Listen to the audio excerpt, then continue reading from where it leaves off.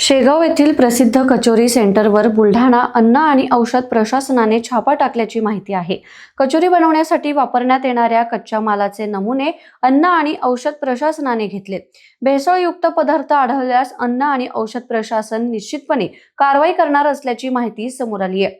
शेगाव येथील प्रसिद्ध कचोरी सेंटरवर बुलढाणा अन्न आणि औषध प्रशासनाने छापा टाकून या कचोरी सेंटरवरील कचोरी बनवण्यासाठी वापरण्यात येणाऱ्या कच्च्या मालाचे नमुने तपासणीसाठी घेतले।